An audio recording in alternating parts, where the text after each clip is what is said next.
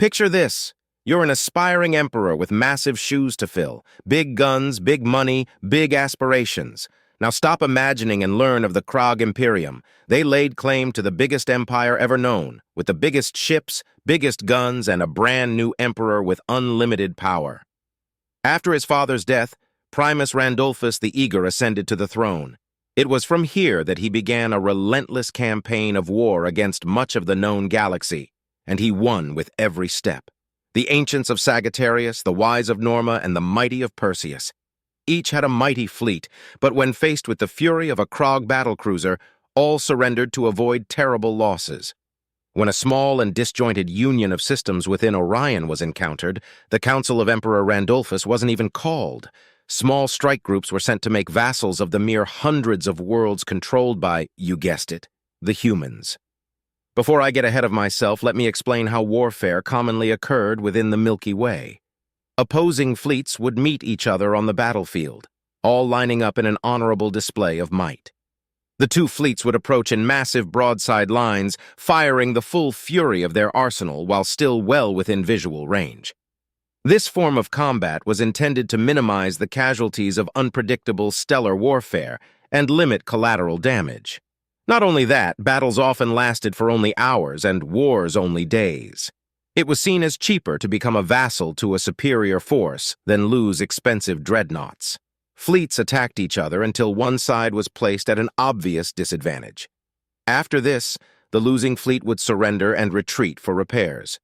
This process repeats until the winning fleet reaches a substantial system from which the losing fleet doesn't retreat, finally fully surrendering.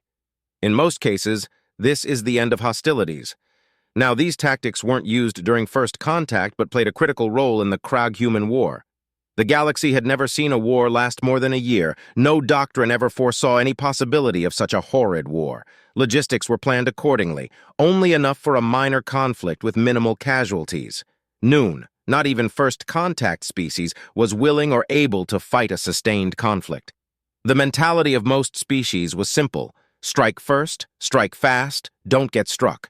From every world, only those who could adapt to such strategies would thrive, and the tactics of galactic nations reflected this. Humanity went in an entirely different direction from the beginning. It was as if they were forged to be perfect machines of war. It didn't matter if a human was struck, if they struck first, or if they were slow to act. Any species that challenged humanity was destined to fall. If you struck them, they would strike you with everything they had, giving no regard to casualties, only wishing to spite your attempt to come out victorious. After sacrificing everything, they would strike you over and over again until your ability to fight was completely shattered and your empire left in smoldering ruin. As soon as the KAG Imperium decided to attack humanity, their fate had been sealed. Humanity sacrificed every last ship within the system they called Haven, just to prevent the capture of the planet Bastion. The sub-faction of humans living within this system were outcasts of an authoritarian nation-state within the greater banner of the United Nations of Man. The freedom-loving humans fought to the last in a spiteful attempt to prevent their capture, and it succeeded with a terrible cost. The small subjugation fleet was destroyed in full, but the humans lost over 1 million souls for every ship they managed to destroy. I will now play a recording of what is widely regarded to be the most influential speech of all time, the Promise of Vengeance speech delivered by then-President Julian Starman of the Free State of Bastion. When we gaze to the stars, humanity has always seen a land of endless opportunity. After the tragic events today, only fear and uncertainty can be seen. When unknown vessels came to our bastion of liberty, we attempted to greet these aliens with all of the hospitality, generosity, and kindness humanity can give. We received only a torrent of plasma once our diplomats reached visual range. Long-range communications picked up only these words in response: "Do you submit?" The answer was no. Ships began to fire from longer ranges towards our planet. They fired indiscriminately, seemingly going so far as to target civilians. Our brave defenders charged their fleet time and time again, until all that remained of these aliens were burning heaps of steel.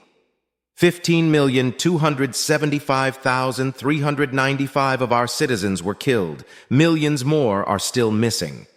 99% of these deaths were civilian. Even as we fought them in the void of space, their weapons continued to fire towards the helpless on the surface. Even as our ships split theirs clean in two, they kept repeating, "Do you submit?" We would only respond with gunfire. Their cries got more and more desperate, yet they never ceased the bombardment.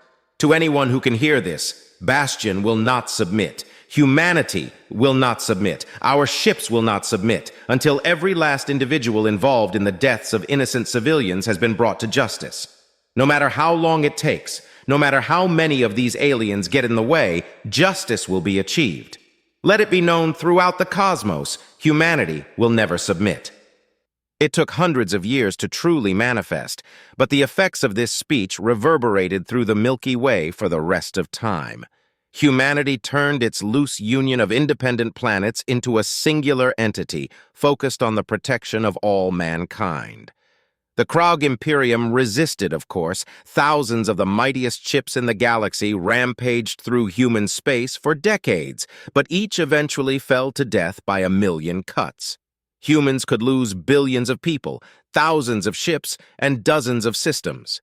Yet the resource drain was simply too much for the KAG Imperium to bear. The previously loyal vassals sprang up in rebellion, turning the Imperium's fleet against itself. Internal opposition within KAG systems wrought havoc on the Emperor's ability to control his population, and many dozens of worlds declared themselves independent.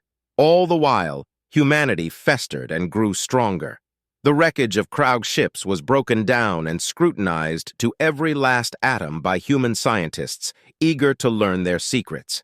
It wasn't long before the reverse-engineered secrets of the once mighty empire came to cast destruction upon the last remaining KAG battlegroups in human space. Primus Randolphus the Eager could only watch in terror as the ancients of Sagittarius, the wise of Norma, and the mighty of Perseus, alongside their newfound human allies, charged into his crown system. His once mighty and revered fleets, still clinging to their honor-bound doctrine of warfare, were cut down like a field of grass.